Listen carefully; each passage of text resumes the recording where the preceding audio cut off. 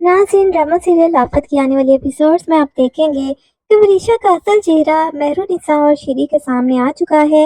वो जान चुकी है कि वरीशा क्या मकसद लेकर यहाँ पर आई है और अब उनको हारून की बातें भी सच लगने लगी हैं, जो कि हारून ने अपनी माँ को बताई थी कि किस तरह वरीशा उसको धमकी दे रही थी और उसका इरादा अच्छा नहीं है। वो यहाँ पर नेक मकसद से नहीं आई। मेहरुनिसा पूरी कोशिश करेगी कि बीजान और अपने शोहर के दिल से बदगुमानी दूर कर दे और वरीशा का असल चेहरा उनको दिखा दे, लेकिन वरीशा ने इस कदर प्यार का ड्रामा करके दादी और ताया के कान भर दिए हैं कि मेहरुनिसा इतनी आसानी से वो चेहरा वरीशा का दिखा नहीं सकेगी उन लोगों को। बीजान को लगने लगा है कि शायद मेहरुनिसा इस घर पर कब्जा करना चाहती है। ये वरीशा ने ही उसको सिखाया है।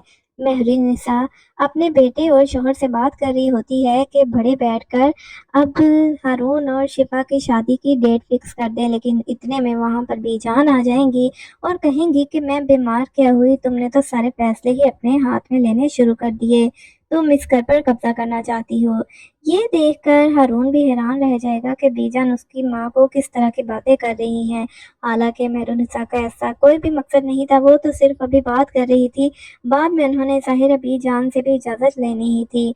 जबकि शिफा और हारून एक दूसरे को बहुत ज़्यादा पसंद करते हैं, एक दूसरे से शादी जल्द ही करना चाहते हैं, लेकिन वरीशा इनको कामयाब नहीं होने देगी। वो कभी भी नहीं चाहेगी कि हारून और शिफा एक दूसरे के साथ खुश रहें।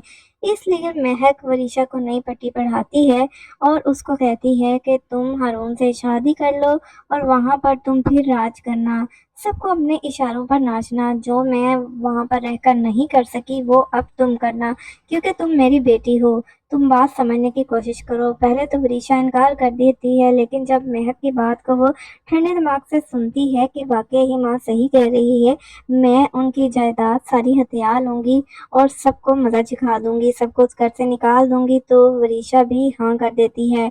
अब वो हारून को तो कब्जे में नहीं कर सकती, क्योंकि हारून को वो असल चेहरा दिखा चुकी है।